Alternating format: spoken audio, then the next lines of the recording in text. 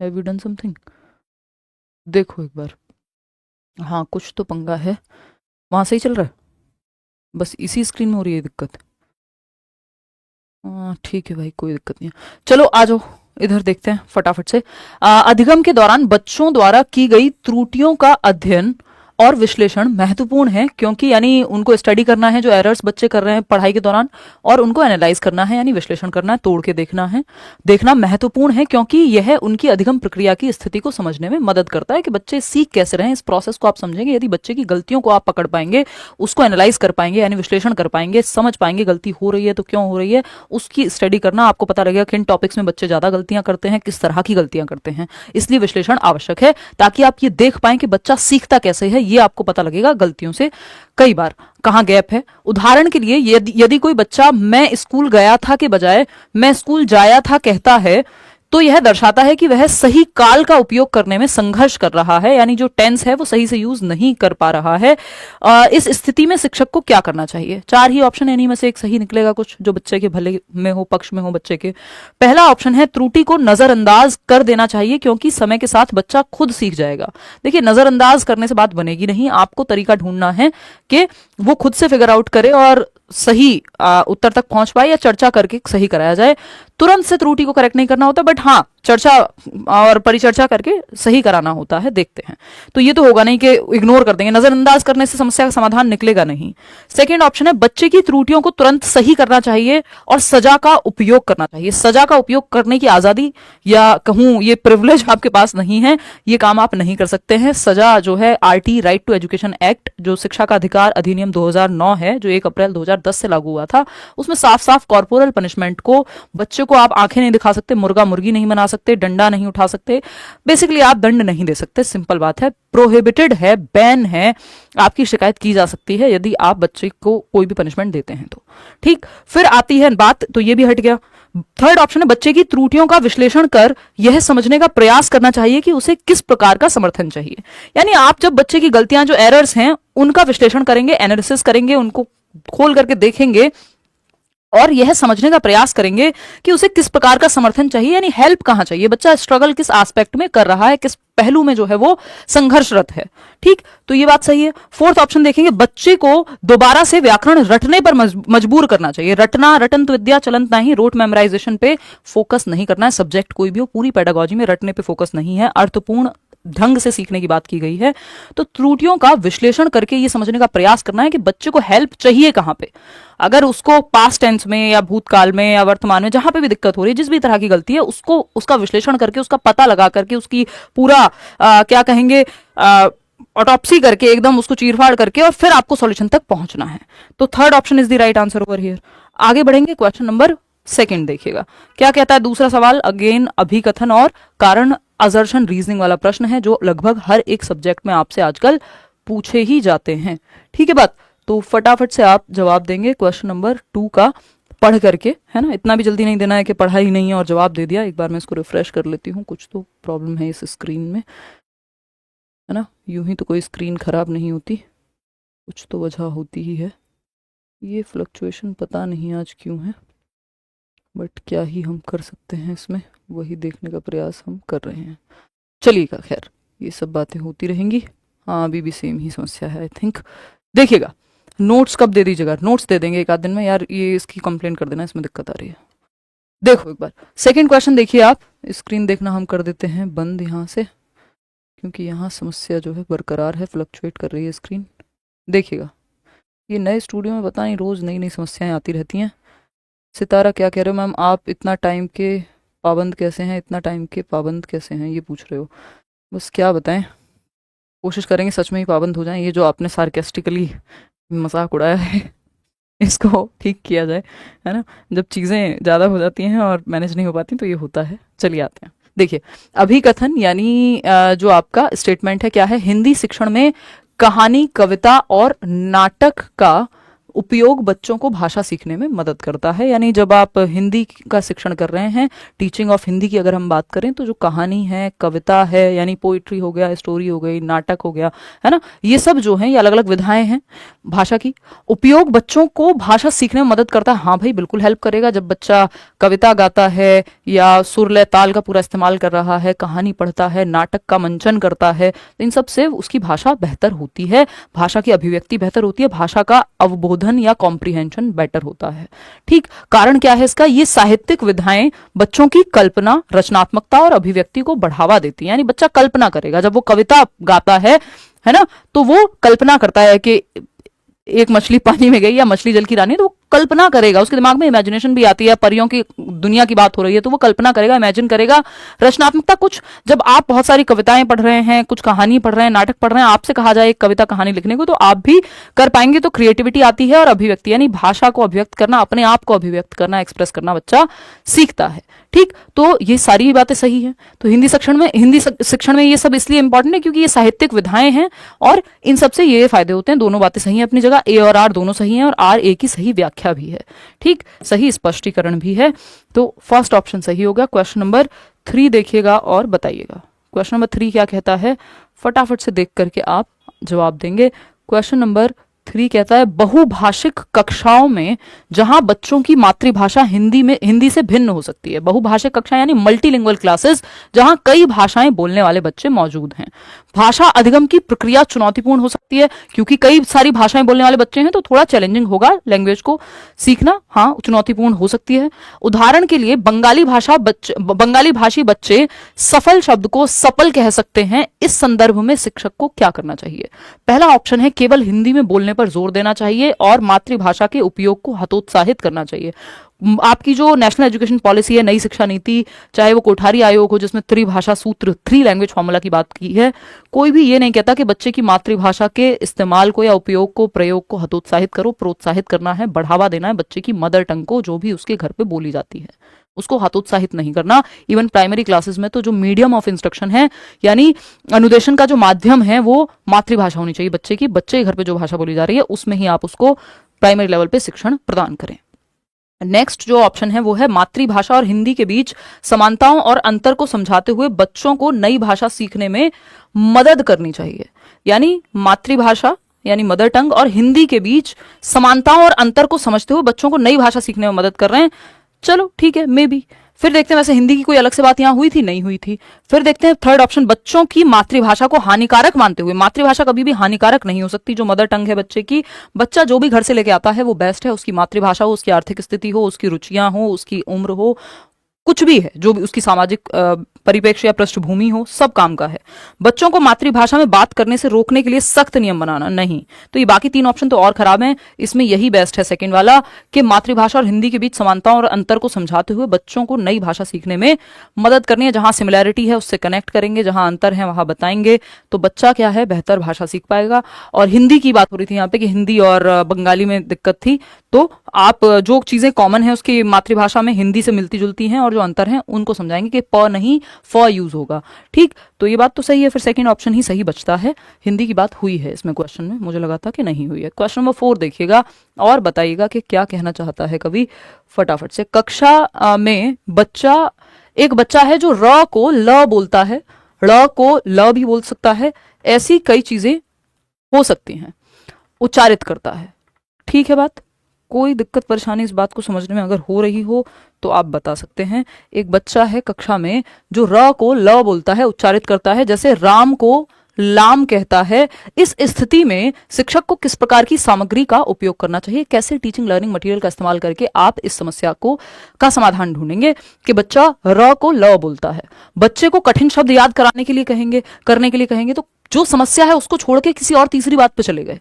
कठिन शब्द याद कराने से क्या होगा? जब यहाँ पे र को ला बोलने की समस्या है तो कोई एक अक्षर है जिसको गलत उच्चारित कर रहा है, वो बच्चे को बोलने या कंफ्यूज कर रहा है। बच्चे को बोलने और सुनने के लिए ऑडियो सामग्री और उच्चारण अभ्यास जैसे फ्लैश कार्ड का उपयोग करना। हाँ, इससे सुधरेगी स्थिति। फिर भी थर्ड ऑप्शन देखते हैं, बच्चे को उसकी त्रुटियों के लिए डांटना फटकारना ये किसी भी चीज का समाधान नहीं है पूरी पेडागोजी में। बच्चे को कक्षा में बोलने का मौका न देना, मौका देंगे तब जाके बात सुधरेगी, अभिव्यक्ति को नहीं रोकना है बच्चे की, तो ये भी गलत हो गया। एक ही ऑप्शन है जो बच्चे के पक्ष में जाता है, वो है बच्चे को बोलने और सुनने के लिए ऑडियो सामग्री और उच्चारण अभ्यास जैसे फ्लैश कार्ड वगैरह का प्रयोग कराना, कि जब वो ऑडियो सामग्री सुनता है, भाई अगर आप ध्यान से सुन रहे हैं, अगर मैं सही भाषा का इस्तेमाल कर रही हूं और आप मेरी क्लास देख रहे हैं, तो क्या होगा, आपके वो शब्द का जो उच्चारण है वो ठीक हो जाएगा अगर आप थोड़ा सा ध्यान से सुनेंगे तो जब ऑडियो सामग्री आप बच्चे को दे रहे हैं जिसमें वो सही तरीके से उच्चारित शब्दों को, कि राम को राम बोल रहे हैं, लाम नहीं बोल रहे हैं, तो इस तरह की चीजें वो जब सही सामग्री सुन रहा होगा, फ्लैश कार्ड में उसको दिखाया जाएगा कि ये र ल में अंतर होता है, तो बात सुधर जाएगी। Second option is the right answer. ठीक, आगे बढ़ेंगे, क्वेश्चन नंबर 5 देखिएगा और फिर बताइएगा। क्वेश्चन नंबर 5 क्या कहना चाहता है, फटाक से समझेंगे और बात करेंगे इस पे। फिर क्वेश्चन नंबर क्या हो गया फोन में, क्वेश्चन नंबर 5 की जब हम बात कर रहे हैं, शिक्षकों के लिए यह महत्वपूर्ण है कि वे कक्षा में ऐसी रणनीतियों का उपयोग करें जो बच्चों में हिंदी सीखने की रुचि और उत्साह बढ़ाए। उदाहरण के लिए, यदि कोई बच्चा कहता है कि हिंदी बहुत कठिन है, मैं इसे नहीं सीख सकता, तो शिक्षक को क्या करना चाहिए। यानी बात क्या हो रही है कि यह महत्वपूर्ण है कि कक्षा में ऐसी रणनीति यानी ऐसी स्ट्रेटेजीज का उपयोग किया जाए, ऐसे मेथड्स का उपयोग किया जाए जो बच्चों में हिंदी बोलने की रुचि बढ़ाए, हिंदी में उत्साह बढ़े, हिंदी के इस्तेमाल में उनका, क्योंकि हम हिंदी पढ़ा रहे हैं यहाँ पे। उदाहरण के लिए, यदि कोई बच्चा कहता है कि हिंदी बहुत कठिन है, मैं इसे नहीं सीख सकता, यानी बच्चे को लग रहा है कि बहुत मुश्किल है यार, मेरे से नहीं हो पा रहा है, तो क्या करना चाहिए as a teacher. First option है, कठिन पाठों को सरल और रोचक बनाने के लिए कहानी, खेल और गतिविधियों का उपयोग करना चाहिए, यानी बच्चे को सक्रिय कर दो, एक्टिव कर दो, चलो सही लग रहा है। फिर भी सेकंड ऑप्शन पढ़ेंगे, बच्चे को हिंदी में कठिन अभ्यास देकर उसे मजबूर करना चाहिए कि वह अभ्यास के माध्यम से सीख ले। बच्चे को मजबूर कर रहे हैं, डांट रहे हैं, फटकार रहे हैं, डर का भय का माहौल बना रहे हैं, ये सब बच्चे के पक्ष में नहीं है, तो ये तो नेगेटिव हो गया, इसको तो हटा देंगे, है ना। थर्ड ऑप्शन है, बच्चे को उसकी मातृभाषा में पढ़ाई जारी रखने देना चाहिए। अब यहाँ पे हिंदी भी तो सीखनी है ना कभी ना कभी, अब हिंदी सीखने में कठिनाई हो रही है, तो अब मात्र कोई प्राइमरी क्लास की तो बात है नहीं, प्राथमिक कक्षा के बाद तो बाकी भाषाएं भी पढ़ेगा ना बच्चा, तो ये तो कहना गलत हो जाएगा। बच्चे को समझाना चाहिए कि भाषा सीखना एक मुश्किल और समय लेने वाली प्रक्रिया है। अब उसको पहले ही मुश्किल लग रहा है, आप और उसको मुश्किल बता दे रहे हैं, तो सही ढंग से उसको आसान और रोचक बनाएंगे। मुश्किल क्या है, कुछ भी नहीं है मुश्किल। फिर ठीक, एज अ टीचर अगर आप भी यही कहेंगे अरे मुश्किल है, तो फिर सॉल्यूशन तो निकलेगा नहीं। ठीक, तो आपको तो रुचि जागृत करनी है, जिस चीज में हमारा इंटरेस्ट होता है वो हमें मुश्किल कहाँ लगती है। प्रेम देख लीजिए, लोगों को कितने शौक से करते हैं, है ना, आसान चीज है कोई, है।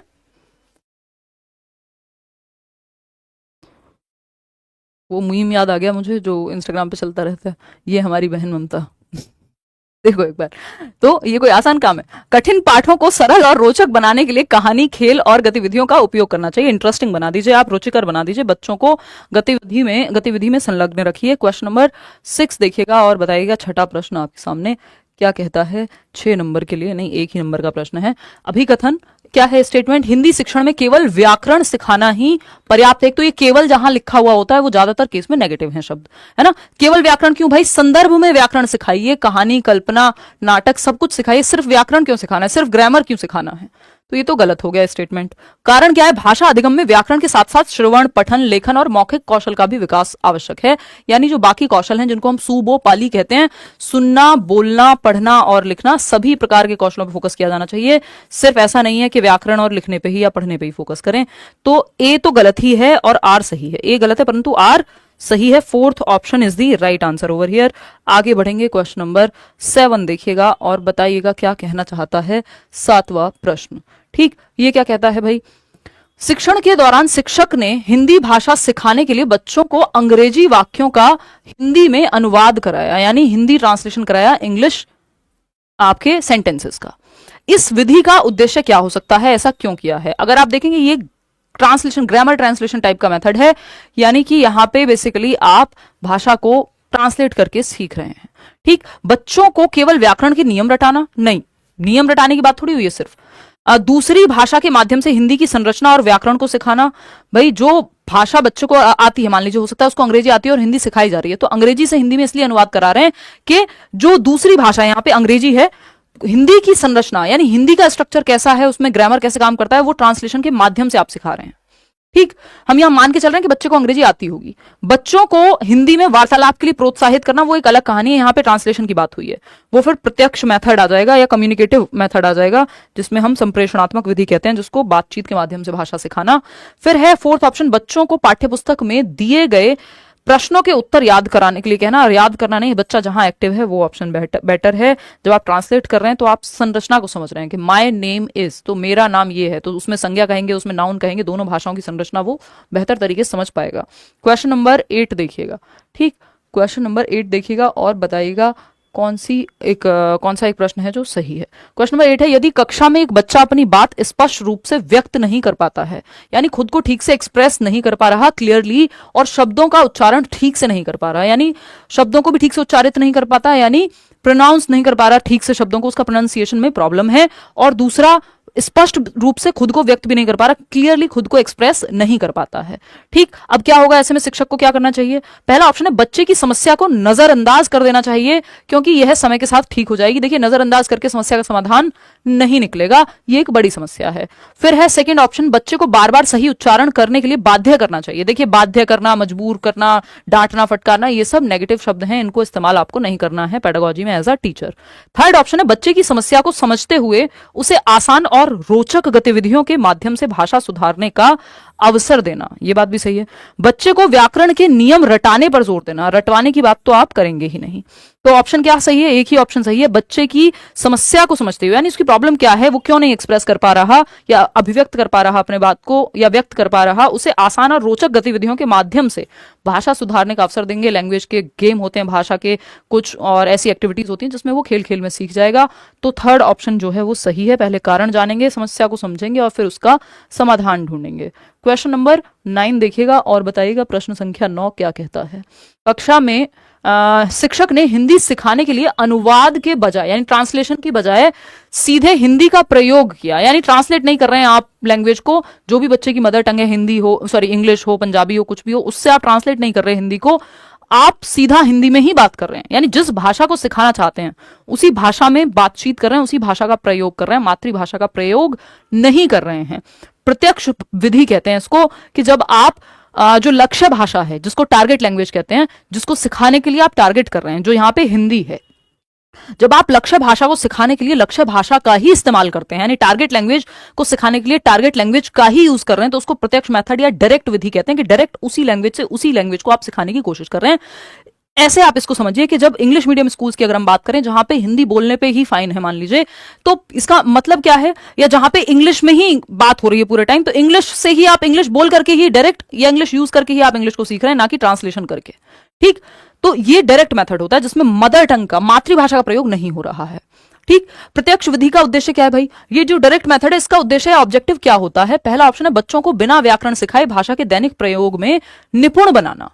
तो आप देखेंगे बहुत सारे इंग्लिश मीडियम स्कूल्स के बच्चे जो हैं वो अच्छी अंग्रेजी बोल लेते हैं, बेशक उन्होंने ग्रामर या व्याकरण उनकी हिंदी मीडियम वालों से कई बार कमजोर हो, लेकिन क्योंकि उन्होंने वो भाषा यूज करके बोलना सीखा है, तो वो बोलचाल में, दैनिक भाषा के डेली यूज में उनकी अच्छी लैंग्वेज पे पकड़ हो जाती है, स्पोकन लैंग्वेज पे। बात तो सही लग रही है। फिर भी सेकंड ऑप्शन देखते हैं, बच्चों को केवल व्याकरण पर ध्यान केंद्रित करना। व्याकरण की तो यहाँ बात ही नहीं हो रही, जब आप भाषा के इस्तेमाल से सीख रहे हैं तो डायरेक्ट व्याकरण थोड़ी रट रहे हैं आप। फिर आता है थर्ड ऑप्शन, बच्चों को मातृभाषा का अधिक प्रयोग करने देना। मातृभाषा का तो प्रयोग वर्जित है इसमें, यानी मदर टंग तो यूज ही नहीं हो रही इस मेथड में। डायरेक्ट जिस भाषा को सिखाना चाह रहे हैं, जो कि हिंदी है, यहाँ पे देखो, यहाँ पे हिंदी देख के ये मत सोच लेना सारी दुनिया की मातृभाषा, सारे बच्चों की भाषा, भारत में मातृभाषा जो है हिंदी होगी। ठीक है ना, हिंदी यहाँ पे टारगेट लैंग्वेज या एक लक्ष्य भाषा के रूप में काम कर रही है, जिसको आप सिखाना चाह रहे हैं। बच्चों को दूसरी भाषा में सोचने और लिखने के लिए प्रेरित करना। देखो, यहाँ पे भाषा के इस्तेमाल से आप भाषा सीख रहे हैं, या डायरेक्ट उस लैंग्वेज को यूज करके आपका जो बातचीत डेली हो रही है उसमें बच्चा बेहतर हो रहा है, पारंगत हो रहा है। तो फर्स्ट ऑप्शन है। आगे बढ़ेंगे, नेक्स्ट, व्याकरण सिखाए बिना, यानी ऐसा नहीं आपको कोई व्याकरण के नियम, भाषा को डायरेक्ट यूज करके आप, मे आई कम इन मैम, अब इसमें जरूरी नहीं बच्चों को आपने पहले व्याकरण सिखाया होगा। ठीक, तो first option is the right answer. Question number 10 देखिएगा क्या कहता है। क्वेश्चन नंबर 10 फटाफट से बताइएगा। क्वेश्चन नंबर 10 क्या कहता है, ये देखिएगा, अभिकथन है और कारण है। स्टेटमेंट क्या है भाई? हिंदी शिक्षण में रचनात्मक लेखन गतिविधियां बच्चों की भाषा की समझ को बढ़ाने में सहायक होती हैं। यानी जो हिंदी लैंग्वेज टीचिंग है उसमें जब आप क्रिएटिव राइटिंग से रिलेटेड एक्टिविटीज करा रहे हैं, बच्चे कोई ऐसे लिख रहे हैं, किसी तीज त्योहार पे लिख रहे हैं, अपनी सोच नए ढंग से व्यक्त कर रहे हैं, तो ये समझ बेहतर होगी बच्चे की, हाँ भाई वो कुछ नया सोच रहा है अपनी मर्जी से, ट्रू है ये बात। रीजन क्या है इसका? रचनात्मक लेखन बच्चों को अपनी भावनाओं और विचारों को व्यक्त करने के लिए स्वतंत्रता देता है। यानी जो क्रिएटिव राइटिंग है वो अपनी भाषा, अपनी भावनाएं व्यक्त करेंगे, अपने तरीके से व्यक्त करेंगे, कुछ नया लिखेंगे। किसी को पत्र लिख रहे हैं जन्मदिन पे, किसी को लेटर लिख रहे हैं, किसी और फॉर्मल भी अगर वो, तो अपने आप को व्यक्त करने का उनका तरीका, उसमें तो हालांकि फॉर्मल लेटर्स में तो पहले से ही सेट पैटर्न होता है। तो ए और आर दोनों सही है, और सही स्पष्टीकरण भी है जो आपका ए है, वो जो आर है ए का। ठीक, रचनात्मकता बढ़ती है। क्वेश्चन नंबर 11 देखिएगा और बताइएगा क्या कहता है 11वां प्रश्न। देखिएगा, ये कह रहा है कक्षा में उपलब्धि परीक्षण के माध्यम से शिक्षक बच्चों की भाषा सीखने की प्रगति को मापना चाहते हैं। उपलब्धि परीक्षण समझते हैं आप, अचीवमेंट टेस्ट के माध्यम से कि कितना अचीव कर लिया, जो उद्देश्य निर्धारित हुए थे वो किस हद तक अचीव हो गए हैं, ये उपलब्धि प्रश्न पत्र के माध्यम से जांचा जाता है। ठीक, तो कक्षा में उपलब्धि परीक्षण के माध्यम से शिक्षक बच्चों की भाषा सीखने की प्रगति को मापना चाहता है, यानी कितना प्रोग्रेस की है बच्चे ने भाषा को लेकर के। ये अचीवमेंट टेस्ट या उपलब्धि परीक्षण के माध्यम से पता लगेगा कि 4 चैप्टर पढ़े थे या ये पढ़ा था, ये सीख पाया कि नहीं सीख पाया। इसका उद्देश्य क्या होगा बता दिया मैंने आपको, उद्देश्य कितना सीख पाया। पहला ऑप्शन है बच्चों के कमजोर क्षेत्रों की पहचान करना और उन्हें सुधारने के लिए सुझाव देना। चलो हो सकता है बच्चों को उनके प्रदर्शन के आधार पर श्रेणियों में बांटना, यानी कैटेगरीज में बांटना, ये काम नहीं करना है। केवल बच्चों को परीक्षा के लिए बांटना नहीं है, बच्चे को केवल बच्चों को परीक्षा के लिए तैयार करना, ये भी कोई सिखाने का लक्ष्य नहीं है कि सिर्फ एग्जाम के लिए प्रिपेयर हो जाएं। दुर्भाग्य है हमारा कि हम ज्यादातर एग्जाम्स के लिए पढ़ते रह जाते हैं। बच्चों पर अधिक पाठ्यक्रम का बोझ डालना, ये भी एक नेगेटिव बात है कि आपने सिलेबस का बोझ डाल दिया। एक ही ऑप्शन है जहां बच्चा एक्टिव है, और जहां बच्चा एक्टिव हो वो ऑप्शन बेस्ट है। बच्चों के कमजोर क्षेत्रों की पहचान करना और उन्हें सुधारने के लिए सुझाव देना, पता चलेगा कितनी उपलब्धि हो गई है। एक तो इसका ये उद्देश्य है कितना अचीव कर लिया, जो ऑब्जेक्टिव सेट हुए थे, जो उद्देश्य निर्धारित हुए थे वो कितने प्राप्त हो पाए, किस हद तक, और दूसरा कहां कमी रह गई और उसको फिर सुधारा जा सकता है। तो ठीक है दीक्षा, फर्स्ट ऑप्शन ही एकमात्र सही उत्तर है, बाकी तो बनते ही नहीं है। क्वेश्चन नंबर 12 देखिएगा, ये क्या होता है भाई 12वां सवाल, फटाफट से देखते हैं। क्वेश्चन नंबर 12, क्वेश्चन नंबर 12 कहता है शिक्षक के रूप में आप देखते हैं कि एक बच्चा घ और ग के उच्चारण में बार बार गलती करता है, इसका निदानात्मक समाधान क्या हो सकता है। निदानात्मक यानी डायग्नोस्टिक, यानी आप कैसे निदान करेंगे, और निदान कर लिया फिर उसके बाद रेमेडी कैसे देंगे, यानी उपचार कैसे करेंगे। ठीक, ये निदानात्मक परीक्षण होता है जिसमें पहले निदान करके कारण पता करते हैं कहां कमी रह गई, और फिर उपचारात्मक शिक्षण यानी रेमेडियल टीचिंग देके सुधारते हैं, दोबारा से नए तरीके से पढ़ाएंगे या जहां भी दिक्कत है उसको सुधारेंगे। ये निदानात्मक परीक्षण में या निदानात्मक समाधान में शामिल है। तो एक बच्चा है घ और ग के उच्चारण में बार बार गलती करता है, यानी घर बोलना है तो घर बोल देता है, और घर बोलना है तो घर बोल देता है, मतलब ग और घ के उच्चारण में उसको है दिक्कत। पहला ऑप्शन है बच्चे को बार बार सही उत्तर रटाने के लिए कहेंगे। रटाना तो अपने आप में ही नेगेटिव हो गया है ना। एक कीवर्ड का भी सेशन लेना जल्दी ही, आप लोगों ने कल भी याद दिलाया था। बच्चे को अकेला छोड़ देना ताकि वह खुद अपनी गलती सुधारे। आप खुद से कैसे सुधारेगा, जब वो स्ट्रगल कर रहा है तो आपको फोकस तो कराना पड़ेगा। बच्चे की समस्या को समझकर उच्चारण सुधारने के लिए विशेष गतिविधियां जैसे कि फ्लैश कार्ड और श्रवण अभ्यास कराना। यहां पे बच्चा एक्टिव है, जहां बच्चा एक्टिव है वो उत्तर सही है। सिंपल, सरल, सुंदर, सस्ती बात। फोर्थ ऑप्शन है बच्चे को अन्य बच्चों के साथ व्याकरण अभ्यास कराना। देखो यहां पे व्याकरण अभ्यास से बात नहीं चलेगी, उसको उच्चारण में दिक्कत है, यहाँ नियम की दिक्कत नहीं है बच्चे को, ठीक है ना। तो बच्चे की समस्या को समझकर उच्चारण सुधारने के लिए विशेष गतिविधि, आप विशेष एक्टिविटी कराओगे, फ्लैश कार्ड से दिखाओगे क्या अंतर होता है दो शब्दों के उच्चारण में। घर ऐसा दिखता है, घर ऐसा दिखता है ना। श्रवण का अभ्यास कराओगे कि वो सही से सुनेगा, अगर तो सही से बोलेगा भी, तो ऑडियो कुछ डिवाइस का भी इस्तेमाल कर सकते हो। तो थर्ड ऑप्शन यहां सही है। आगे बढ़ते हैं, क्वेश्चन नंबर 13 देखिएगा क्या कहना चाहता है फटाक से। क्वेश्चन नंबर 13 क्या कहना चाहता है देखेंगे। ये कहता है भाषा के बिना विचार अभिव्यक्त नहीं किए जा सकते और विचार के बिना भाषा का कोई अर्थ नहीं है। इस संदर्भ में शिक्षक के रूप में आपको बच्चों में भाषा और विचारों के विकास के लिए क्या करना चाहिए। यानी भाषा अगर नहीं है तो मैं विचार कैसे व्यक्त करूं, और विचार ही नहीं है तो भाषा का क्या फिर रोल बचा। अब भाषा और विचार के बीच संबंध को कौन सा ऑप्शन बेहतर तरीके से एक्सप्लेन करता है। धीरे धीरे क्वेश्चंस मुश्किल होते जाएंगे, 30वें सवाल तक देखते रहिएगा। तो अगर हम बात करें, फर्स्ट ऑप्शन है बच्चों को केवल व्याकरण का अध्ययन करना चाहिए ताकि वे भाषा को सही तरीके से लिख सकें। देखो सिर्फ व्याकरण का अध्ययन करने से भाषा और विचार का कोई उत्पत्ति हो जाएगी, यहां लिखने की बात तो हो भी नहीं रही थी। बच्चों को नई नई गतिविधियों और वार्तालाप का अवसर देकर उनकी भाषा और सोचने की क्षमता को प्रोत्साहित करना चाहिए। यानी उनको नई नई एक्टिविटीज करा रहे हैं जहां वार्तालाप का अवसर मिल रहा है, यानी बोलने का, भाषा के इस्तेमाल का उनको अवसर मिलेगा, कम्युनिकेशन का, और उनकी भाषा की सोचने और उनकी भाषा और सोचने की क्षमता, यानी भाषा भी बेहतर होगी जब वो चर्चा, परिचर्चा, डिबेट, डिस्कशन, वार्तालाप, कम्युनिकेशन, ये सब करेंगे और सोच भी बेहतर होगी, क्योंकि जब आप बोल रहे हैं तो आप सोच भी रहे हैं, बिना सोचे कैसे बोलेंगे, ठीक है ना। तो ये बात भी सही है। थर्ड ऑप्शन है बच्चों को रटने के लिए प्रेरित, ये तो अपने आप में ही फिर नेगेटिव हो गया। केवल पाठ्यपुस्तक के प्रश्नों के उत्तर लिखने पर, तो सिर्फ उत्तर लिखने पे ये भी रट्टाफिकेशन ही है। तो एक ही ऑप्शन यहां बेहतर है कि बच्चों को जब आप कम्युनिकेशन में या एक्टिविटी कराते हैं, जो कि यहाँ पे कम्युनिकेशन है, तो वो उसका सोचने की और समझने की क्षमता भी बेहतर होगी, भाषा और चिंतन दोनों ही बेहतर होगा। क्वेश्चन नंबर 14 देखिएगा, अगेन थोड़ा सा लेंदी है बट आप कोशिश कीजिए, आसान ही है। त्रिआयामी शिक्षण दृष्टिकोण में संज्ञानात्मक यानी कॉग्निटिव एस्पेक्ट, भावनात्मक या संवेगात्मक अफेक्टिव, और कौशलात्मक यानी साइकोमोटर आयामों का विकास होता है। यदि कक्षा में शिक्षक का उद्देश्य बच्चों की भाषा समझने की क्षमता के साथ साथ उनके भावनात्मक और व्यावहारिक विकास को बढ़ावा देना है, तो वह कौन सी विधि अपनाए। जो बीएस, ये दोनों के लिए भाई, पेपर 1 पेपर 2 सबके लिए है, क्योंकि सिलेबस सेम ही है। तो अगर हम देखें यहाँ पे, तो आपको एक चीज देखनी है, यहाँ पे त्रिआयामी से मतलब क्या है, वैसे ट्राइपोलर एजुकेशन अलग होती है, उसमें फिर आपका टीचर है, स्टूडेंट है और एनवायरमेंट है, ये जॉन डुई का है। लेकिन ये जो त्रिआयामी की यहाँ ये बात कर रहे हैं वो है बीएस ब्लूम का टैक्सोनॉमी, है ना, ब्लूम का वर्गीकरण, जिसमें उन्होंने अधिगम के अलग अलग क्षेत्र की बात की है, पक्षों की बात की है। वो सीएपी कैप से मैं आपको बताती ही हूं। सीएपी कैप बोले तो कॉग्निटिव मतलब संज्ञान यानी दिमाग की बात हो रही है, अफेक्टिव यानी बच्चे के इमोशंस भी जुड़े, दिल भी जुड़े, दिमाग भी जुड़े, और फिजिकल एक्टिविटी भी, आप उसको हैंड्स ऑन एक्सपेरिमेंट भी करा रहे हो। तो ये तीनों जब जुड़ जाते हैं तो बेहतर अधिगम होता है, ठीक। अब कक्षा में यदि शिक्षक का उद्देश्य बच्चों की भाषा समझने की क्षमता के साथ साथ उसके भावनात्मक और व्यावहारिक विकास, वो इस्तेमाल भी कर पाए, है ना, और नाटक का मंचन करना है, मान लीजिए वो भी करे, इमोशनली भी कनेक्टेड हो चैप्टर उससे, तो क्या करेंगे आप। पहला ऑप्शन है बच्चों को केवल व्याकरण और शब्दावली, एक तो ये केवल शब्द ही नेगेटिव हो जाता है, सिर्फ व्याकरण और वोकैबुलरी रटवाते रहेंगे तो इससे रटंत विद्या हो जाएगी, ये अर्थपूर्ण अधिगम नहीं होगा। इसमें तीनों पहलू नहीं जुड़ पाएंगे, दिल, दिमाग और हाथ, यानी एक्टिविटी नहीं हो पा रही। बच्चों को समूह चर्चा, यानी जब वो ग्रुप डिस्कशन कर रहे हैं, कहानी लेखन, जब आप खुद से कहानी लिख रहे हैं, और नाटक गतिविधियों में नाटक का मंचन कर रहे हैं कि कोई सूर्पणखा बना हुआ है, कोई रावण बना हुआ है, तो अब यहां पे आप फिजिकली भी एक्टिव हो गए, साइकोमोटर डोमेन आ गया, कौशलात्मक कौशल की जिसकी हम बात कर रहे हैं यहाँ, इमोशंस भी, क्योंकि कोई भी आप नाटक का मंचन कर रहे हैं या कोई कहानी लिख रहे हैं तो उसमें इमोशंस भी आते हैं, और संज्ञान यानी दिमाग का तो इस्तेमाल होगा ही, क्योंकि बिना सोचे आप कैसे तो चर्चा करेंगे। तो तीनों बातें शामिल हो गई। फिर भी बाकी ऑप्शन पढ़ेंगे, बच्चों को केवल पाठ पढ़ने और उत्तर लिखने, तो ये तो रटना ही हो गया, इसमें रटना साफ साफ ही लिखा हुआ है तो वो होगा नहीं। तो second option is the only right answer over here. आगे बढ़ेंगे, क्वेश्चन नंबर 15 देखिएगा और फिर बताइएगा क्या कहना चाहता है कवि नहीं एग्जामिनर, फटाफट से बताइएगा।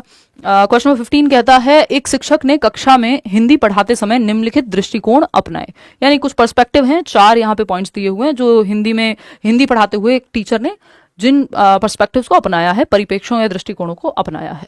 पहला है बच्चों से पाठ पढ़वाना और उसमें कठिन शब्दों के अर्थ समझाना, यानी आप बच्चों कह रहे हैं कि एक काम करो, पाठ पढ़ो, जो पढ़वाया नहीं जाता पाठ, टीचर एक बच्चे को खड़ा किया जाता है, फिर वो जो है चैप्टर रीडिंग करेगा, ये होता है क्लासरूम में, ठीक है, और कठिन शब्दों के अर्थ समझाना, ठीक है। बच्चों को कहानी के पात्रों पर चर्चा करने के लिए कहना कि कहानी में ये पात्र थे, मान लीजिए, है ना, एक तेनालीराम था और ये था वो था, तो उन पे चर्चा करो, कौन सा पात्र कैसा था। फिर आता है थर्ड, भाषा, पात्र का मतलब है यहाँ कैरेक्टर से, तो कहानी में, स्टोरी में कैरेक्टर्स होते हैं ना, मूवी में भी कैरेक्टर्स होते हैं। भाषा कौशल विकसित करने के लिए छोटे छोटे समूह में लेखन गतिविधियां कराना, यानी आप ग्रुप में लिखवा रहे हैं, ग्रुप राइटिंग करा रहे हैं, इसमें भी बच्चा एक्टिव है, यहां भी बच्चा एक्टिव है और यहां भी बच्चा एक्टिव है। फोर्थ ऑप्शन देखना, बच्चों को सीखने में आने वाली कठिनाइयों को दूर करने के लिए व्यक्तिगत मदद करना, अगर जरूरत पड़ रही है तो बच्चों को आप हेल्प कर रहे हैं इंडिविजुअली भी। सिंपल, आपको एक बिल्कुल क्या कहें उसको, एकदम रामबाण इलाज टाइप की बात है, जहां बच्चा एक्टिव है वो ऑप्शन बेस्ट है पूरी पेडागोजी में। तो ये चारों ही बातें सही है, चारों जगह पे बच्चा जो है बेहतर है और भाषा की समझ विकसित होगी यदि चारों में से चारों ही ऑप्शन वो यूज करेगा। तो आगे बढ़ेंगे, क्वेश्चन नंबर 16 पे देखिएगा और ये पूछिएगा कि क्या पूछ रहा है सवाल। क्वेश्चन नंबर 16 देखिए फटाफट से और बताइए। क्वेश्चन नंबर 16 है, हिंदी शिक्षण के दौरान शिक्षक को बच्चों के बीच संवाद यानी डिस्कशन, ठीक, तो बच्चों के बीच डिस्कशन हो रहा है और वार्तालाप को प्रोत्साहित करना चाहिए, यानी बातचीत हो रही है, ठीक, किसी टॉपिक पे डिस्कशन या नॉर्मल बातचीत हो रही है, इसको प्रोत्साहित यानी बढ़ावा देना चाहिए। शिक्षक ने बच्चों को वृक्षों का महत्व यानी ट्रीज का क्या इंपॉर्टेंस है विषय पर चर्चा करने और फिर उस पर एक लेख लिखने के लिए कहा।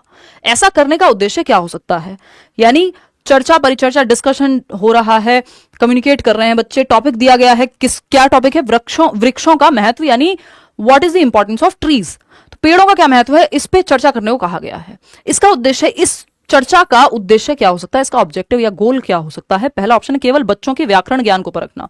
चर्चा में यहाँ पे व्याकरण की थोड़ी बात हो रही है कि नियम कायदे कानून की बात थोड़ी हो रही है, वो तो लिखवा लेते फिर।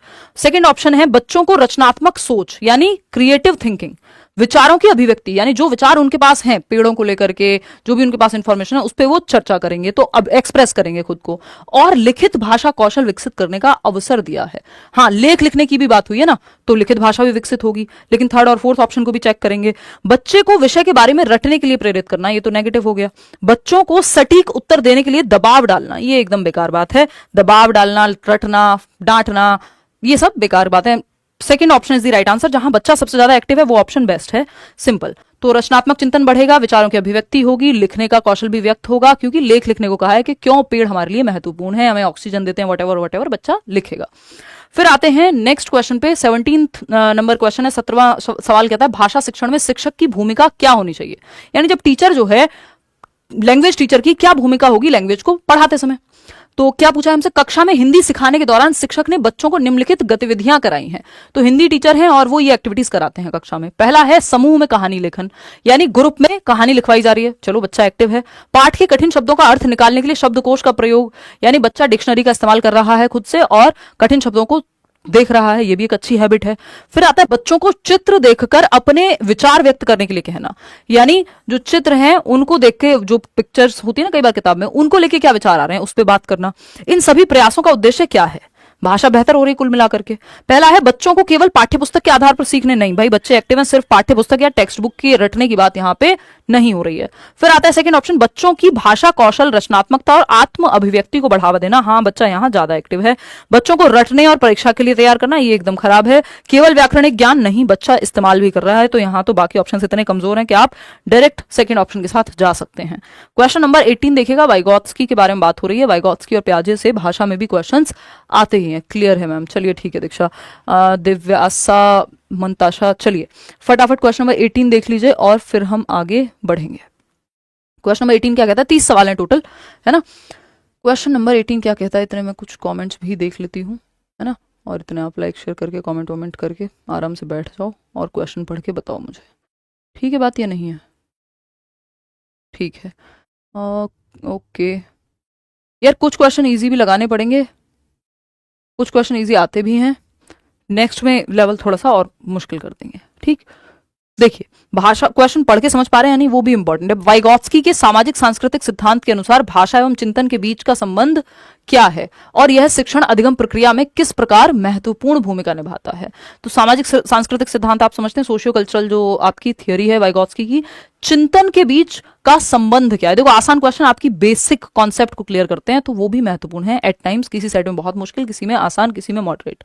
तो एवं चिंतन के बीच का क्या संबंध है, यानी लैंग्वेज और थिंकिंग के बीच में या लैंग्वेज और थॉट के बीच में क्या संबंध है, इस पे बात हो रही है वाइगॉत्स्की के अनुसार। और यह शिक्षण अधिगम प्रक्रिया में किस प्रकार महत्वपूर्ण भूमिका निभाता है, यानी टीचिंग लर्निंग प्रोसेस में कैसे महत्वपूर्ण है थिंकिंग और लर्निंग। इंग्लिश पेडागोजी भी कराऊंगी, डोंट वरी।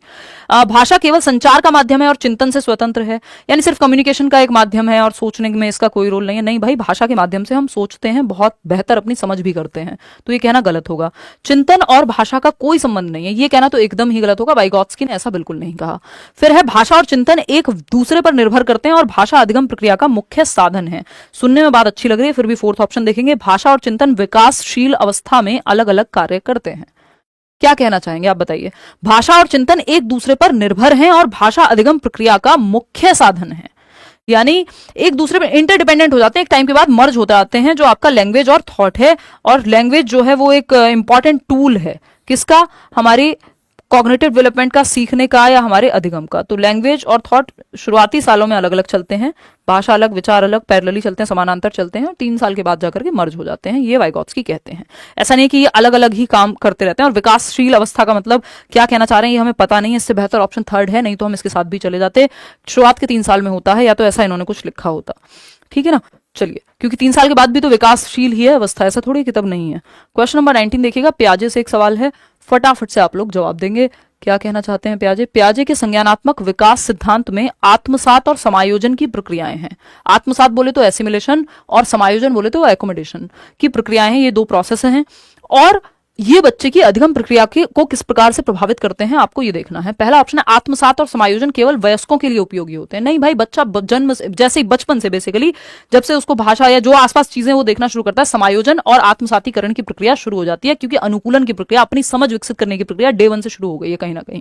ठीक, तो ये तो गलत होगा। आत्मसात का अर्थ है नई जानकारी को पुराने ढांचे में फिट करना, यानी एड दी कुछ तो इस तरह का कि add new information into existing scheme, add something into your existing schema, वो है आपका एसिमुलेशन। बात तो सही हो रही है। जबकि समायोजन में पुराने ढांचे को नई जानकारी के अनुसार बदलना। समायोजन बोले तो एकोमोडेशन, इसमें जो पुराने ढांचे को, जो आपका स्कीमा है, उसको आप मॉडिफाई कर रहे हैं नई इंफॉर्मेशन के बेस पे। यही तो दोनों की डेफिनेशन है। आत्मसात में आप जोड़ रहे हैं एग्जिस्टिंग स्कीमा में, वर्तमान जानकारी में, जानकारी का मतलब यहां स्कीमा से है, पूर्व ज्ञान में बेसिकली। दोनों प्रक्रियाएं बच्चों के अनुभवों को नजरअंदाज करती हैं, ये कहना एकदम गलत होगा। अनुभवों के आधार पर ये प्रक्रियाएं चल रही हैं। आत्मसात और समायोजन केवल भाषा के विकास से संबंधित है, ऐसा कहना भी गलत होगा। इस संज्ञान के विकास से संबंधित है, समझ के विकास से संबंधित है, आपके दिमाग के विकास से संबंधित है। तो आत्मसात, और ये भाषा में भी लागू होती है ये बात। तो second option is the best answer over here. आगे बढ़ेंगे, क्वेश्चन नंबर 20 देखिएगा। 20वां सवाल कुछ तो बात करने की कोशिश कर रहा है अर्जन और अधिगम के बीच में, जिसपे 1 नंबर का क्वेश्चन आता ही है। ये सारे टॉपिक पेपर में पूछे जाते हैं क्योंकि सिलेबस का पार्ट है। ठीक, तो टॉपिक क्लियर होना बहुत जरूरी है। क्वेश्चन को कैसे भी हेर फेर के बनाया जा सकता है। भाषा अर्जन और भाषा अधिगम के बीच मुख्य अंतर क्या है? देखो, जब ये पुराने जमाने में यानी 2016-18 में ये सवाल आता था तो 1 लाइन में पूछ लेता था, और मुख्य अंतर होता था वातावरण का। अगर आपको किसी भाषा के लिए वातावरण मिला है, एनवायरमेंट मिला है, तो आप उस भाषा को अर्जन कर लेंगे, यानी आप एक्वायर कर लेंगे। यानी आप अमेरिका में रहते हैं तो अंग्रेजी आपने एक्वायर कर ली, भाषा आप हिंदी आपने एक्वायर कर ली या अर्जित कर ली यदि आप इंडिया में रहते हैं। वातावरण का मुख्य अंतर होता है। ठीक, अब यहां पे लेकिन पूछा कुछ और है। और शिक्षक भाषा अर्जन को बढ़ावा देने के लिए क्या रणनीतियां अपनाएं? अर्जन को इसलिए क्योंकि अर्जन नेचुरल प्रक्रिया है बहुत ही ज्यादा, और प्राकृतिक प्रक्रिया है जिसमें किताब पढ़ने की जरूरत नहीं पड़ रही। आप एनवायरमेंट से ही भाषा को एक्वायर कर लेते हैं, अर्जित कर लेते हैं, सीख लेते हैं, उठा लेते हैं। भाषा अर्जन औपचारिक शिक्षण प्रक्रिया पर निर्भर करता है, जबकि भाषा अधिगम स्वाभाविक रूप से होता है। उल्टा बोल दिया इन्होंने। अर्जन जो है वो स्वाभाविक रूप से होगा और अधिगम में प्रॉपर औपचारिक शिक्षण लगता है, लर्निंग में एफर्ट और प्रैक्टिस लगती है। अर्जन एक्विजिशन को कहते हैं, जो आपने बस इम्बाइब कर लिया, आपने उठा लिया है, एनवायरमेंट से भर लिया है अपने अंदर। तो ये तो उल्टा कह दिया इन्होंने। भाषा अर्जन स्वाभाविक और अनौपचारिक प्रक्रिया है, इनफॉर्मल है, जो आप अपने एनवायरमेंट से कार्टून देख के, मम्मी पापा को बात करते हुए देख के, मूवी देख के, आस पड़ोसियों को सुनते हुए, लड़ते हुए देख के, वॉटेवर, आप जो दिमाग में भर ले रहे हैं, भाषा जहां से आप सीख ले रहे हैं, पहली भाषा जो मातृभाषा होती है आपकी, आप उसको एक्वायर कर लेते हैं। मल्टीपल भाषाओं को भी आप अर्जित कर सकते हैं, ऐसा नोम चॉम्स्की कह रहे हैं। जबकि भाषा अधिगम औपचारिक शिक्षण पर आधारित है। ये बात सही है कि लैंग्वेज लर्निंग, भाषा अधिगम, इसके लिए आप व्याकरण पढ़ते हैं, स्कूल में जाते हैं, ABCD सीखते हैं, 70 चीजें करते हैं, वो लर्निंग है। ये बात सही है। थर्ड ऑप्शन क्या है? भाषा अर्जन केवल व्याकरण सिखाने पर केंद्रित है। व्याकरण सिखाना, इसमें व्याकरण अपने आप सीख जाता है व्यक्ति, कोई अलग से व्याकरण नहीं सिखाया जाता भाषा अर्जन में। अगर मैंने हिंदी अपने एनवायरमेंट से सीखी तो व्याकरण जरूरी नहीं मैंने वहां सीखा, व्याकरण मैंने स्कूल में जाकर के सीखा होगा। तो भाषा अर्जन में व्याकरण का कोई अलग से शिक्षण होता नहीं है। भाषा अर्जन केवल वयस्कों के लिए होता है, ऐसा नहीं। उपयोगी है सिर्फ नहीं भाई, बच्चा जन्म से ही भाषा आसपास सुनता है और अर्जित करता है। तो सेकंड ऑप्शन ही यहां सही है। 21वां सवाल देखिएगा फटाफट से। नोम चॉम्स्की की बात हो रही है। बाबा नोम चॉम्स्की क्या कह रहे हैं? बड़े लिंग्विस्ट हैं यानी भाषाविद हैं नोम चॉम्स्की, इन पे भी सवाल आता ही है। भाषा अर्जन और अधिगम की जो बातचीत है इन्होंने बहुत अच्छे से की है, ठीक है ना। और अगर हम बात करें हिंदी मैराथन का, बताएंगे भाई, हिंदी इंग्लिश और CDP की मैराथन करने का प्रयास पूरा है मेरा, है ना। देखिएगा क्वेश्चन नंबर 21 है, नोम चॉम्स्की के भाषा अर्जन यंत्र के सिद्धांत के अनुसार, यानी लैंग्वेज एक्विजिशन डिवाइस, LAD कहते हैं इसको, ठीक। इमेजिनरी डिवाइस है, काल्पनिक है, दिमाग में इंसान मान के चलता है, के सिद्धांत के अनुसार बच्चों के भाषा अर्जन की प्रक्रिया कैसे स्वाभाविक रूप से यानी नेचुरली होती है और शिक्षक इसे हिंदी शिक्षण में किस प्रकार प्रोत्साहित कर सकता है। अब कोई भी भाषा हो, हिंदी हो, इंग्लिश हो, नेचुरली एक्वायर कर सकता है, बच्चा अर्जित कर सकता है। ये बात नोम चॉम्स्की कहते हैं, क्योंकि मानव शिशु में जन्मजात भाषा अर्जन की क्षमता है, भाषा को एक्वायर करने की क्षमता है जिस एनवायरमेंट में वो रहता है, ठीक। और शुरुआत के जो जीवन के 5 से 10 साल हैं वहां पे तो ये भाषा अर्जन यंत्र, लैंग्वेज एक्विजिशन डिवाइस बहुत एक्टिव है, जो दिमाग में भर लेता है जो भी भाषा आसपास बोली जा रही है उसको एब्जॉर्ब करके अपना भाषा प्रयोग वो सीख जाता है बच्चा। बच्चों में भाषा अर्जन केवल अनुकरण के माध्यम से होता है, यानी नकल के माध्यम से। वो कह रहे हैं नहीं, जन्मजात क्षमता है, नकल की बात ही नहीं। नकल की बात करेंगे आपके स्किनर, पूछ लिया जाता है अनुकरण की बात कौन कर रहा है भाषा को लेके, तो स्किनर, ठीक। सेकेंड ऑप्शन है, बच्चों के पास जन्मजात भाषा अर्जन क्षमता होती है और शिक्षक को प्राकृतिक वातावरण प्रदान करना चाहिए। ये बात एकदम सही है। बच्चों को केवल व्याकरण नियम रटवा दो, जी नहीं, अर्जन में ये बात नहीं होगी। अधिगम में और रटवाना तो है ही नहीं। भाषा अर्जन बच्चों के लिए केवल किशोर अवस्था में संभव है, ये कहना एकदम गलत है, बल्कि भाषा अर्जन कम उम्र में 5 साल तक आपका जो लैंग्वेज एक्विजिशन डिवाइस है, भाषा अर्जन यंत्र है, वो ज्यादा सक्रिय होता है। वो क्रिटिकल पीरियड है जो 3 से 6 वर्ष है आपकी भाषा विकास के लिए। ठीक, तो बच्चों के पास जन्मजात भाषा अर्जन की क्षमता है, तो प्राकृतिक अगर आप माहौल देंगे तो वो नेचुरली ही स्वाभाविक रूप से भाषा को सीख लेंगे। ये बात सेकंड ऑप्शन में कही गई है, जो चॉम्स्की की बात से बिल्कुल, मतलब चॉम्स्की की ही बात है। सहमत क्या है, बिल्कुल चॉम्स्की ऐसा ही कहते हैं। 22वां सवाल देखिएगा, शिक्षण सहायक सामग्री यानी टीचिंग लर्निंग मटेरियल, हम चार्ट लेके जाते हैं, है ना, मॉडल्स लेके जाते हैं टीचर, तो टीचिंग लर्निंग मटेरियल, शिक्षण सहायक सामग्री, टीचिंग एड्स जिनको हम कह देते हैं, सॉफ्टवेयर और ऑनलाइन टूल्स का क्या महत्व है? सॉफ्टवेयर और ऑनलाइन टूल्स का क्या महत्व है, ये पूछा जा रहा है। किसमें? Language teaching, teaching learning material या टीचिंग एड्स में। तो कई बार आप सॉफ्टवेयर का यूज कर रहे हैं जो अलग से प्रोनाउंसिएशन मान लीजिए सिखा रहा है। ऑनलाइन टूल्स में अलग अलग गेम्स हो सकते हैं लैंग्वेज को लेकर के, अलग पिक्चर्स हो सकती हैं, कोई आजकल गूगल अर्थ आ गया है वो दिखा सकते हो आप क्लासरूम में, तो वो भी टीचिंग लर्निंग मटेरियल का ही इस्तेमाल हो गया स्क्रीन पे। ठीक, तो इनका क्या महत्व है ये पूछा है। केवल छात्रों को व्यस्त रखने के लिए नहीं भाई, समझ बेहतर होगी। सिर्फ व्यस्त रखने के लिए तो कुछ भी करा लो, गाने गवाओ, कुछ भी कराओ। फिर आता है सेकंड ऑप्शन, यह छात्रों को डिजिटल माध्यम से अपने ज्ञान को विस्तार से समझने में मदद करता है, यानी डिजिटल मीडियम है एक, जिससे बच्चे का जो ज्ञान है वो और विस्तृत होगा। जब आपको कहा जा रहा है इस पे रिसर्च करके आना, कल पढ़ के आना, कोई वीडियो देख के आना इस टॉपिक पे, जल चक्र क्या होता है एक वीडियो यूट्यूब से देख के आना, क्या है ये? डिजिटल माध्यम हो गया एक तरह से, तो इससे हेल्प मिलेगी बच्चे को। यह केवल बच्चों के मनोरंजन के लिए है जी नहीं, सीखने के लिए भी है। मनोरंजन के लिए फिर बहुत चीजें हैं, केवल खेल कूद के लिए नहीं, आपको बच्चे को सक्रिय रख के सिखाना भी है, जो कि सेकंड ऑप्शन में है कि डिजिटल माध्यम है। भाई ये सॉफ्टवेयर और ऑनलाइन टूल क्या है? डिजिटल माध्यम है ना, जिससे बच्चा बेहतर तरीके से सीख पा रहा है। क्वेश्चन नंबर 23 देखिएगा, 23वां सवाल क्या कहता है, फटाफट से बताइए। परिपूर्ण क्या होता है? क्या कहना क्या चाहते हो, मतलब मास्टरी हासिल करना किसी चीज में, क्या कह रहे हो? ये इंग्लिश में लिख रहे हो, शब्द को हिंदी में लिख के बताओ तब तो समझ में आए। मैं तो तुक्का ही लगा रही हूँ कि क्या पूछना चाह रहे हो। क्या ड्राफ्ट टाइप कुछ होगा। एनीवेज चलिए देखते हैं, आगे बढ़ते हैं क्वेश्चन नंबर 23 पे। क्या कहता है क्वेश्चन नंबर 23, पुनर्बलन सिद्धांत में अंतर्वैयक्तिक पुनर्बलन का क्या अर्थ है और शिक्षक इसे बच्चों के समूह कार्य में किस प्रकार प्रभावी रूप से लागू कर सकते हैं? यानी पुनर्बलन सिद्धांत में, यानी जहां आप बच्चे को रीइंफोर्समेंट के प्रिंसिपल की जब हम बात कर रहे हैं, जहां गुड, वेरी गुड, शाबाश, ये सब हम कह रहे हैं बच्चे को, बच्चे के व्यवहार को बढ़ावा देने के लिए जिन शब्दों का, जिन एक्शंस का हम इस्तेमाल कर रहे हैं, गुड, वेरी गुड, शाबाश, ये सब, या ये जेस्चर्स कर रहे हैं, ये भी पुनर्बलन यानी रीइंफोर्समेंट में आएगा। तो अंतर्वैयक्तिक पुनर्बलन यानी लोगों के बीच की बात हो रही है, का क्या अर्थ है और शिक्षक इसे बच्चों के समूह कार्य में किस प्रकार प्रभावी रूप से लागू कर सकते हैं? जब ग्रुप वर्क चल रहा हो तो क्या करें? यह व्यक्तिगत रूप से बच्चों को पुरस्कार देने का तरीका है। जब अंतर्वैयक्तिक लिख दिया तो इसका मतलब मल्टीपल लोग वहां मौजूद हैं, तभी इंटरपर्सनल बना है वो। सेकंड ऑप्शन है बच्चों के समूह कार्य के दौरान सामाजिक और भावनात्मक व्यवहार को प्रोत्साहित करने के लिए, यानी बच्चों के समूह कार्य के दौरान, यानी ग्रुप वर्क के दौरान सामाजिक और भावनात्मक व्यवहार को प्रोत्साहित करने के लिए है। बात तो सही है, जब वो ग्रुप वर्क कर रहे हैं तो जो सोशल और इमोशनल व्यवहार है वो प्रोत्साहित हो रहा है, क्योंकि आप गुड, वेरी गुड बढ़ावा दे रहे हैं किसी को। बात तो सही है। सेकंड ऑप्शन क्या है? सेकंड यही था। थर्ड देखते हैं, यह केवल पाठ्य पुस्तक पर आधारित गतिविधियों में नहीं भाई, ये नेचुरल एनवायरनमेंट में हो रहा है। यह केवल बच्चों की शारीरिक क्षमताओं को बढ़ाने के लिए, वो ऐसा कोई दौड़ लगवाने वाली बात तो यहाँ हो ही नहीं रही है। तो second option is the only right answer. आगे बढ़ेंगे नेक्स्ट क्वेश्चन पे। नेक्स्ट क्वेश्चन क्या कहता है भाई? क्वेश्चन नंबर 24 देखिएगा, 24वां सवाल कुछ तो कहना चाहता है, फटाफट से समझिए। वाइगॉत्स्की की बात हो रही है यहाँ पे, ठीक है ना। अगर हम देखें यहाँ पे वाइगॉत्स्की के अनुसार समीपस्थ दूरस्थ विकास का क्षेत्र, जोन ऑफ प्रॉक्सिमल डेवलपमेंट का अर्थ क्या है और यह शिक्षकों को बच्चों की अधिगम क्षमता को समझने में कैसे मदद करता है? जोन ऑफ प्रॉक्सिमल डेवलपमेंट यानी वो दायरा जहां संभावना है कि अभी विकास आपका हो सकता है यदि आपको सही मदद दी जाए। पहला ऑप्शन है ZPD, जिसको हम कह दे रहे हैं संभावित विकास जहां संभव है। बेसिकली यह वह क्षेत्र है जिसमें बच्चे अपनी समस्याओं को स्वतंत्र रूप से हल कर सकते हैं। नहीं, यह वह क्षेत्र है जहां बच्चा स्वतंत्र रूप से और किसी की मदद से, इन दोनों के बीच का अंतर ZPD है।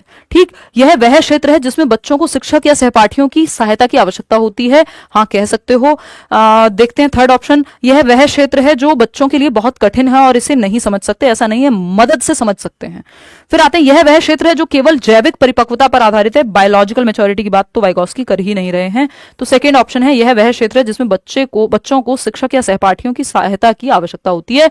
यानी ZPD वो दायरा है जहां बच्चे को यदि मदद दी जाए, स्कैफोल्डिंग या पाड़ या ढांचा दिया जाए, यानी ये है बच्चा जो खुद से कर सकता है स्वयं से, ये वो दायरा है जहां ZPD वाला दायरा है ये, जहां उसको हेल्प मिल जाए तो वो यहां तक पहुंच सकता है। तो ये टेम्परेरी हेल्प की आपका दायरा है ZPD। वो स्पेस है, वो डिफरेंस है जहां वो खुद से जो कर सकता है और जो किसी की मदद से कर सकता है, उसके बीच के डिफरेंस को हम ZPD कह रहे हैं। ठीक, आगे बढ़ेंगे। वाइगॉत्स्की का हम चैप्टर कर चुके हैं, क्वेश्चंस भी कर चुके हैं, एक बार उसको भी देख लेना। क्वेश्चन नंबर 25 देखिएगा क्या कहता है, 25वां सवाल। अंत की तरफ हम बढ़ रहे हैं अब सेशन के। ये कहता है व्याकरण शिक्षण के दौरान किस प्रकार की गतिविधियां बच्चों के लिए लाभदायक होती हैं, यानी हेल्पफुल होंगी किस प्रकार की एक्टिविटीज जब आप ग्रामर टीचिंग कर रहे हैं। तो एक शिक्षक ने व्याकरण पढ़ाते समय निम्नलिखित विधियां अपनाई, एक एक करके आपको सारी विधियां देखनी है। उदाहरण के साथ नियम समझाए, यानी पहले एग्जाम्पल दिए और फिर नियम बताए। इसको हम क्या कहेंगे, आगमनात्मक विधि कहेंगे, इंडक्टिव मेथड कहते हैं कि पहले आपने संज्ञा के उदाहरण दिए फिर संज्ञा की परिभाषा बताई। खेलों और गतिविधियों के माध्यम से अभ्यास कराना, बच्चा यहां भी एक्टिव है, ये भी इंडक्टिव मेथड भी अच्छा होता है। बच्चों को स्वयं वाक्य बनाने के लिए कहना, तो बच्चा फिर से यहाँ एक्टिव है। त्रुटियों पर सुधारात्मक प्रतिक्रिया दी, यानी फीडबैक दे रहे हैं जहां जरूरत है, जहां गलतियां हो रही हैं, ये भी सही है। चारों ही सही है। सक्रिय भागीदारिता और त्रुटि सुधार चारों में ही हो रहा है, केवल पाठ्यपुस्तक आधारित नहीं है, केवल व्याकरण रटवाने की बात नहीं हुई है, बच्चों की त्रुटियों को नजरअंदाज भी नहीं किया गया है। तो चारों ही सही है, चारों में ही बच्चा सक्रिय है, एक्टिव है। क्वेश्चन नंबर 26 देखिएगा, 26वां सवाल क्या कहता है भाई, फटाफट से देखिएगा।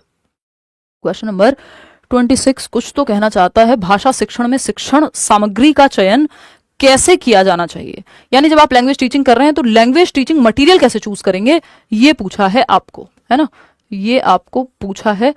शिक्षक ने बच्चों को पढ़ाने के लिए निम्नलिखित सामग्री चुनी है। अब कुछ सामग्री है जो टीचर ने चुनी है।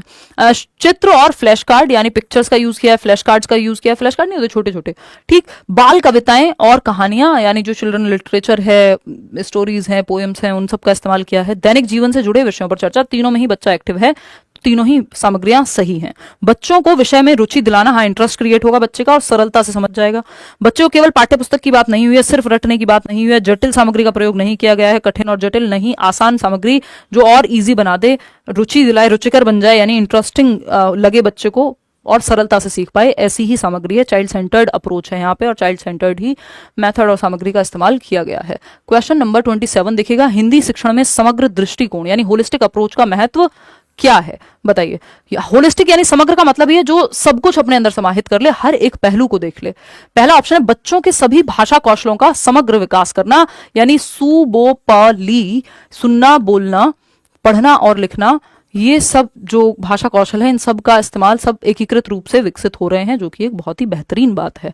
फिर भी सेकंड ऑप्शन देखेंगे, केवल व्याकरण पर ध्यान केंद्रित करना, सिर्फ व्याकरण रटवाना एकदम खराब तरीका है। संदर्भ में व्याकरण सिखानी होती है, कॉन्टेक्स्ट में, है ना। ऐसा नहीं है कि सिर्फ नियम अलग से रटवा दो आप, तो व्याकरण व्याकरण चिल्लाना बहुत अच्छी बात नहीं है। संदर्भ में व्याकरण जहां लिखा हो वो पॉजिटिव है। थर्ड ऑप्शन है बच्चों को केवल लिखने तक सीमित रखना, केवल लिखने, क्यों, सारे जो कौशल है, भाषा कौशल, सुनना, बोलना, पढ़ना, लिखना, सबका इस्तेमाल कराओ। बच्चों को उनकी त्रुटियों पर डांटना, ये भी गलत है। डांटना फटकारना तो आपको अलाउड ही नहीं है। बच्चे के सभी कौशलों का समग्र विकास, यानी जब आप बच्चों को लिखने के लिए भी कह रहे हैं, बोलने के लिए भी कह रहे हैं, नाटक मंचन के लिए भी कह रहे हैं, तो सुनना, बोलना, पढ़ना, लिखना सब उसमें, कविता गायन के लिए भी कह रहे हैं, तो सब कुछ शामिल हो गया। बच्चे के चारों भाषा कौशल जो हैं एक साथ विकसित हो रहे हैं, जो एकीकृत होते भी हैं, इंटीग्रेटेड होते भी हैं। क्वेश्चन नंबर 28 देखिएगा, अभिरुचि परीक्षा यानी एप्टीट्यूड टेस्ट का उद्देश्य क्या है और शिक्षक इसे हिंदी शिक्षण में छात्रों की व्यक्तिगत रुचियों को समझने और सुधारने के लिए किस प्रकार से प्रभावी रूप से लागू कर सकते हैं। तो अभिरुचि परीक्षा छात्रों के मानसिक स्वास्थ्य को जांचने के लिए है, ये कोई मेंटल हेल्थ का परीक्षण थोड़ी है। एप्टीट्यूड मतलब आपका किस क्षेत्र में आपके अंदर क्षमता है बेहतर करने की, तो इंटरेस्ट भी उस क्षेत्र में होना चाहिए आपके अंदर। एप्टीट्यूड है यानी एबिलिटी है कि उस विशेष क्षेत्र में आप बेहतर कर पाएंगे, ठीक। सेकंड ऑप्शन यह है परीक्षा केवल बच्चों के एकात्मक रुझानों को नापने के लिए, यानी जो एकमात्र उनका रुझान है एक की तरफ, ऐसा नहीं है। यह छात्रों के व्यक्तिगत रुचियों को जानने और उनके अध्ययन के क्षेत्र को सही दिशा देने के लिए होती है। शिक्षक इसे बच्चों की रुचियों को पहचानने और शैक्षिक सामग्री में सुधार लाने के लिए लागू कर सकते हैं कि भाई बच्चा किस तरफ जा सकता है, वो स्पोर्ट्स में अच्छा हो सकता है, वो उसको क्या दिशा दें हम, म्यूजिक में अच्छा हो सकता है।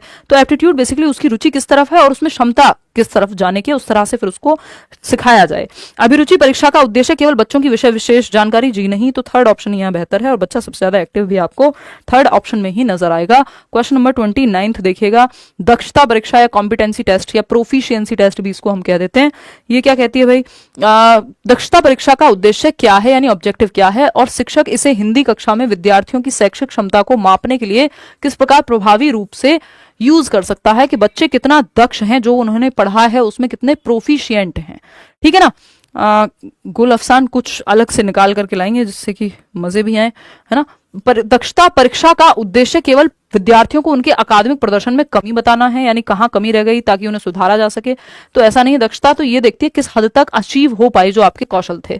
दक्षता परीक्षा छात्रों के शैक्षिक कौशल और उनकी विषय विशेष समझ का मूल्यांकन करने के लिए होती है, जिसे शिक्षक व्यावहारिक परीक्षणों और संचार गतिविधियों के माध्यम से लागू कर सकते हैं। यहाँ पे वो वाला फंडा लागू हो रहा है कि पेडागोजी में जो लंबा वाला ऑप्शन है, जो सबसे बड़ा ऑप्शन है, वो सही है।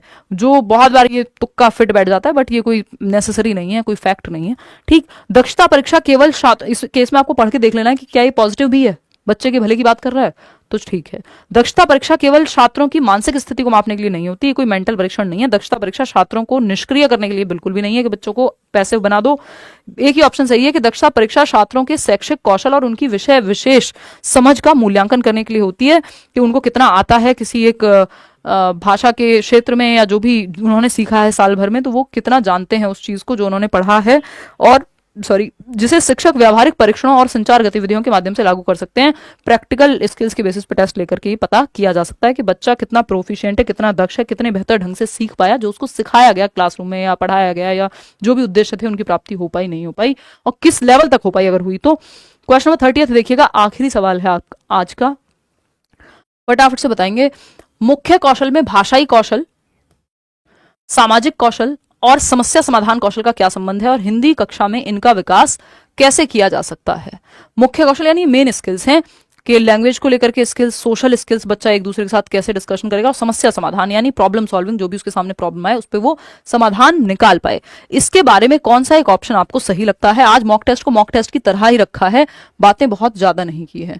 ठीक, फटाफट से बताइएगा। देखिएगा, क्वेश्चन नंबर 1 है, ऑप्शन नंबर 1 है, भाषाई और सामाजिक कौशल का कोई संबंध नहीं है, क्योंकि ये दोनों अलग अलग क्षेत्रों में काम आते हैं। ऐसा नहीं है, सोशल स्किल्स और लैंग्वेज का बहुत बड़ा रिलेशन है। आप लोगों से चर्चा बातचीत कैसे करते हैं, भाषा के माध्यम से ही करते हैं ना। सेकेंड ऑप्शन, समस्या समाधान कौशल केवल गणित या विज्ञान के विषय में लागू होते हैं, जबकि भाषाई और सामाजिक कौशल अन्य विषयों में भी उपयोग नहीं होते। ऐसा नहीं है, समस्या समाधान और कौशल जो है या गणित या विज्ञान विषय में नहीं, हर एक विषय में शामिल हो पाएंगे। आप लैंग्वेज से रिलेटेड भी प्रॉब्लम सॉल्विंग या प्रॉब्लम पोज कर सकते हैं कोई। भाषाई, सामाजिक और समस्या समाधान कौशल आपस में जुड़े हुए होते हैं और इन्हें एकीकृत तरीके से विकसित किया जा सकता है। हिंदी कक्षा में शिक्षक इन कौशलों को छात्रों में संवाद, रचनात्मक लेखन और समूह कार्य के माध्यम से बढ़ावा दे सकता है। ये बच्चे के पक्ष में है, और अगेन उत्तर जो है लेंदी भी है। फिर भी फोर्थ ऑप्शन देखते हैं, इन कौशलों का कोई विशेष महत्व नहीं है, क्योंकि शिक्षा का मुख्य उद्देश्य केवल बच्चों को पाठ्यक्रम की सामग्री पढ़ाना है। ये तो रटवाने की बात कर रहा है, तो बाकी ऑप्शन तो आसपास भी कहीं आते नहीं है। अब ये क्यों सही है इसको समझते हैं। देखो, हमसे पूछा था मुख्य कौशल में जैसे भाषाई कौशल, सुनना, बोलना, पढ़ना, लिखना, ये सब आ जाएंगे। सामाजिक कौशल अगेन उसमें भी आप भाषा का इस्तेमाल करते हैं। चार लोग ग्रुप में बैठ के कोई चर्चा, डिस्कशन कुछ भी कर रहे हैं, बात कर रहे हैं आपस में, वहां पे भी किसी से रास्ता भी पूछना होगा तो भाषा का इस्तेमाल आपको करना पड़ेगा। तो समाज में जब आप इंटरेक्ट कर रहे हैं, अंतःक्रिया कर रहे हैं, तो भाषा का प्रयोग तो होगा। ठीक, तो भाषाई, सामाजिक और समस्या समाधान, प्रॉब्लम सॉल्विंग में भी आप अगर आपको समस्या का समाधान ढूंढना है तो आप क्या करेंगे, इंटरनेट का सहारा लेंगे, लोगों से बातचीत करेंगे, चर्चा करेंगे, मम्मी ये बात समझ नहीं आ रही, अच्छा इसका जीवन में समस्या का समाधान ढूंढना है। उसमें भी हर जगह भाषा का इस्तेमाल है, चाहे आप किताब से ढूंढें, चाहे आप इंटरनेट से ढूंढें, चाहे लोगों से बातचीत करके किसी समस्या का समाधान निकालें, लेकिन भाषा का प्रयोग वहां भी है। ठीक, तो भाषा यानी लैंग्वेज स्किल्स तो आप सीख रहे हैं, सामाजिक और समस्या समाधान कौशल आपस में सब जुड़े हुए हैं। लैंग्वेज स्किल्स अच्छी हैं तो आप पढ़ के भी समझ पाएंगे, सुन के भी समझ पाएंगे, लोगों से इंटरेक्ट भी बेहतर कर पाएंगे, है ना, और समस्या समाधान भी कर पाएंगे। ये सब इंटीग्रेटेड है, एक दूसरे से जुड़े हुए हैं। ये बात तो सही है, third option is the only right option. तो थर्ड ऑप्शन सही है। आउट ऑफ 30 क्वेश्चंस कितने आपने ठीक किए। इसकी पीडीएफ और बाकी के 3-4 जो सेशन है उनकी इकट्ठी ही पीडीएफ आज ही मैं अभी के अभी कोशिश करूंगी। ये वाला पीडीएफ तो कल हो जाएगा, बाकी जो पेंडिंग पीडीएफ हैं और जो अपडेटेड नोट्स हैं वो मंडे तक, तीनों सब्जेक्ट के ही, हिंदी, इंग्लिश और सीडीपी 90 नंबर हैं, वो फ्री नोट्स आपको मिल जाएंगे टेलीग्राम पे। टेलीग्राम चैनल ज्वाइन करके रखिएगा, लाइक शेयर सब्सक्राइब आप कर दीजिएगा अगर सेशन आपको पसंद आया हो। बाकी अपने साथ बने रहिए। पेपर में समय दिन जो है वो कम है, लेकिन अगर आप अभी भी तमीज से पढ़ लेते हैं तो कोई दिक्कत है नहीं, निकलता है लोगों का हफ्ते हफ्ते भर में भी सीटेट का एग्जाम, क्योंकि ये कोई मेरिट वाला एग्जाम नहीं है, जस्ट 60% नंबर आपको लेके आने हैं, 90% अगर आप कैटेगरी से हैं तो 55%। चलिए आज का जो सेट था कंपैरेटिवली इजी कहेंगे, बट हाँ थोड़ा सा लेंदी भी रखा है क्योंकि सिलेबस से ही है। आउट ऑफ 30 कितने ठीक हुए? अगर आप 25 तक भी स्कोर कर पा रहे हैं आउट ऑफ 30 तो मैं कहूंगी अच्छी तैयारी मानी जाएगी। 30 आउट ऑफ 30 है बहुत सारे लोगों का, 29 26। चलिए आज के लिए इतना ही, थैंक यू सो मच, कल मिलते हैं, टाटा बाय बाय, धन्यवाद आपका। कल 9 बजे मिलेंगे और सीडीपी का कुछ करेंगे कल, ठीक है ना? क्या पैराग्राफ वाला क्वेश्चन पहले करना सही है भाषा के लिए? नहीं, पहले पेडागोजी कर लो, टाइम बच जाएगा। इस पे मैं अलग से गद्यांश पद्यांश पे एक सेशन लूंगी। चलिए take care, bye, good night. Comments में बताना कितना स्कोर किया और कहाँ समस्या रही।